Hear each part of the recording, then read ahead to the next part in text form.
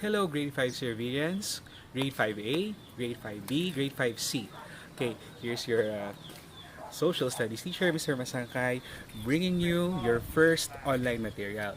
As you can see, behind me are several plants that are still covered in ashes, and I hope that wherever you are right now, you are safe and continue to be alert on the events that are happening right now anywhere in Batangas and Laguna. Okay, I'm here to bring your first online material regarding how the Filipinos are going to form their movement versus the colonizers, their Spanish colonizers. Okay. Hello, grade 5. In this very short introduction video, I will be introducing the major topics of our fourth quarter if we are to meet face to face.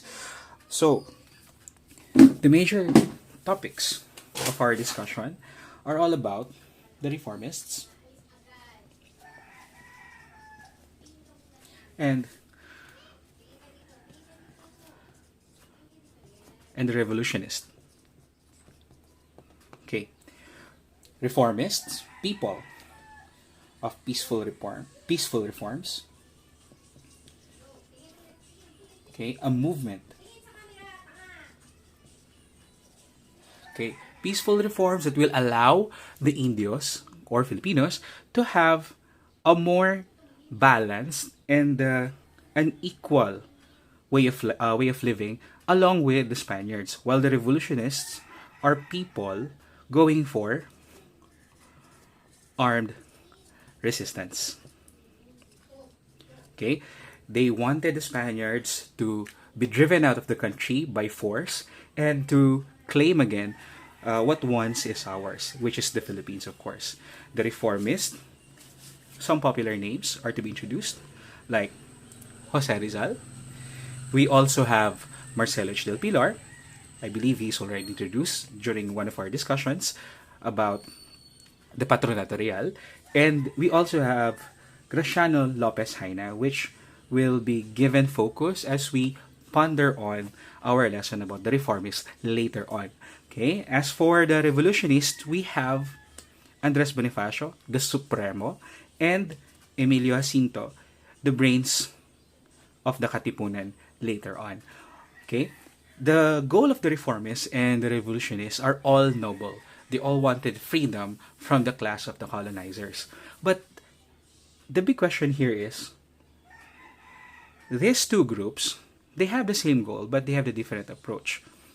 Okay, but what caused them to oppose the Spaniards who are continuing to pacify the colony as they continue to abuse the people and to give no avenue of or chance to fight back? Why would this reformist and revolutionists would fight? Where will they get the inspiration? Okay, and that will be our focus for this specific lesson. Okay, both the reformists, okay, and the revolutionists have the same inspiration.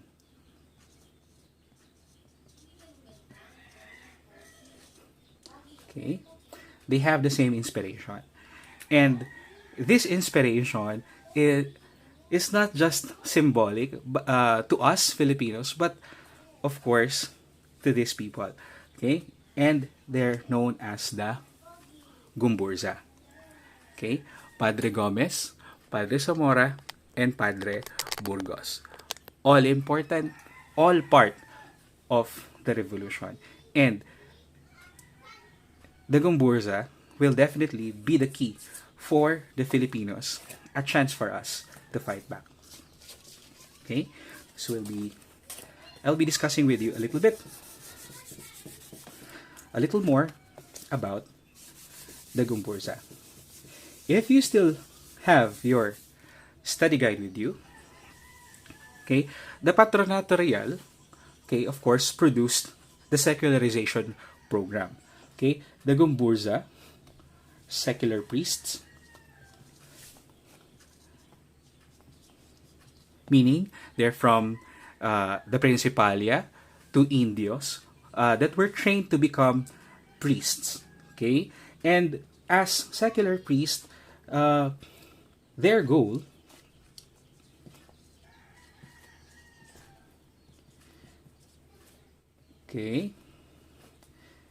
is to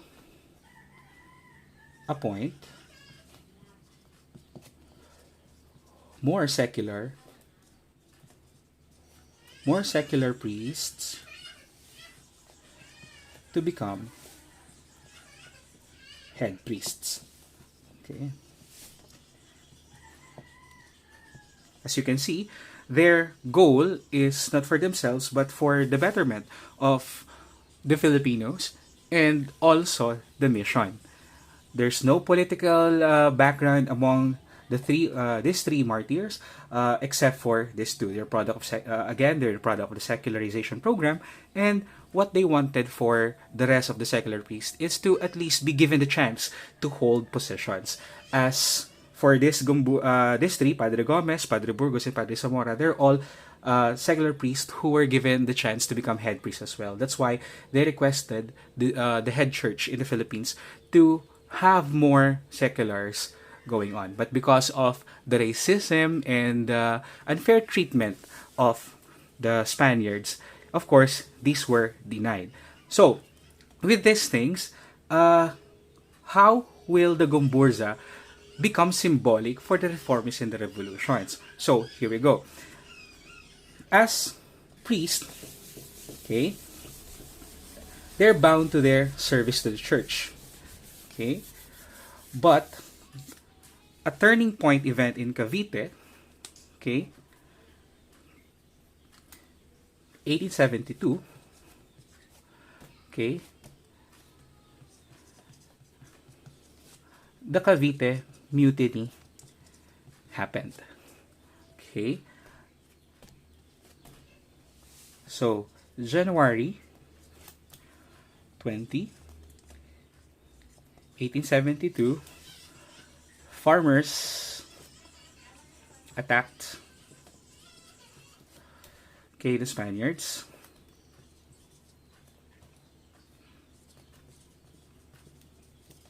Due to the unjust wages given to them, and of course, this policies of the Spaniards keeps on driving the Filipinos on the corner, and therefore this attack is solely based on that reason. And this mutiny, the Spanish authorities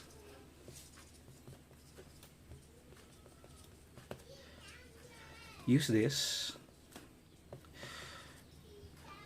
to arrest the GOMBURZA.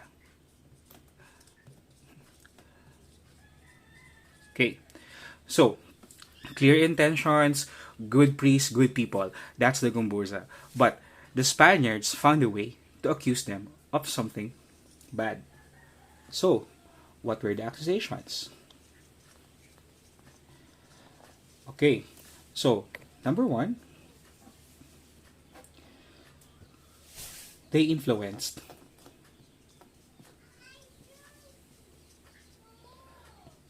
the mutiny. They were falsely accused of being the brains or the perpetrators of the mutiny, which is of course false. But in our previous topics, this is a common practice for the Spaniards to smoke out and to eliminate their opposition. So aside from the influence of the mutiny, they also used their request to secularize the head position of the parish in the different provinces. So they accuse them of using the church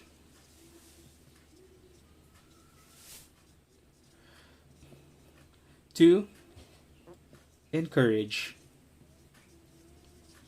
revolts. Of course, this is not what the GOMBURZA did, but since the government is trying to eliminate any form of threats, coming from the Indios, they falsely accused the GOMBURZA, and because of this, they are to be executed like any other opposition of the government. Okay, so after a month, after the January mutiny,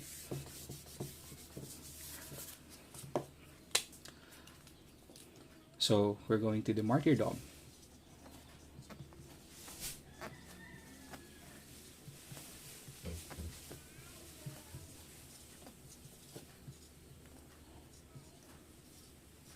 Okay, the martyrdom of the GOMBURZA. Okay,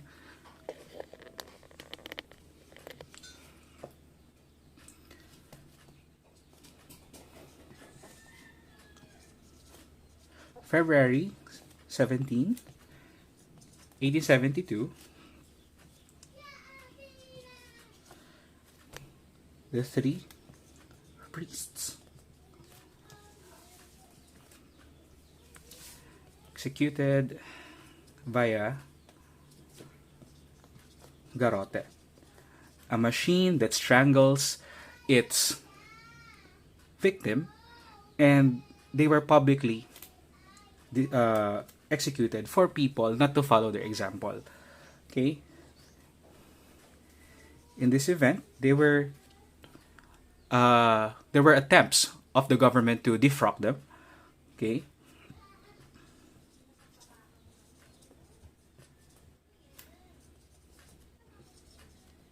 so just for clarity.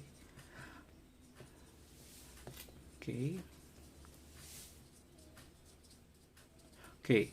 To defrock means to deprive them of dying as priests. So they will die as ordinary civilians or people in their execution. But the church denied the request of the government to defrock the GOMBURZA.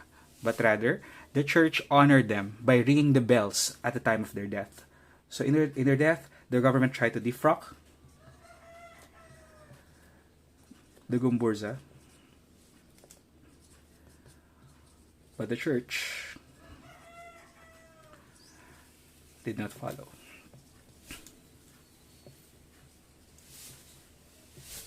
Okay, the church knew, even as most of them are Spaniards, they know that the GOMBURZA did nothing of the sort. But since the government is moving into their own accordance, they don't have any power to stop them.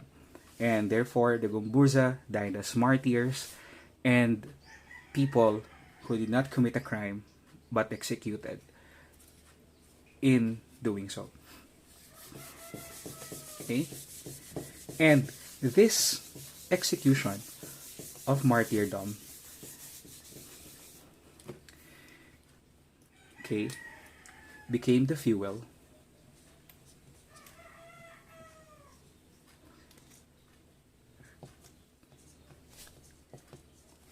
became an inspiration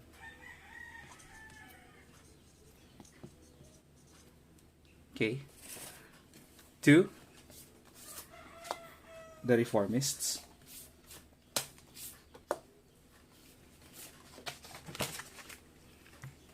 and to the revolutionaries. For them, the killing of innocent people is enough. To kill people whose mission is to serve the church and the people and God Himself. Okay? That for them are unforgivable. And therefore, later, the reformists will produce literary works that will challenge the church and the government, and the revolution who will fight using armed resistance versus the government. Okay, that's it, grade 5. If you have questions, you may send it along with the file that for formative assessment that I will send you. And I will also send video links for you to see how GOMBURZA was seen from a perspective of a film, unang Bonifacio, unang Pangulo, and from a historian's perspective, Shao Time by Shao Chua. Thank you very much and take care.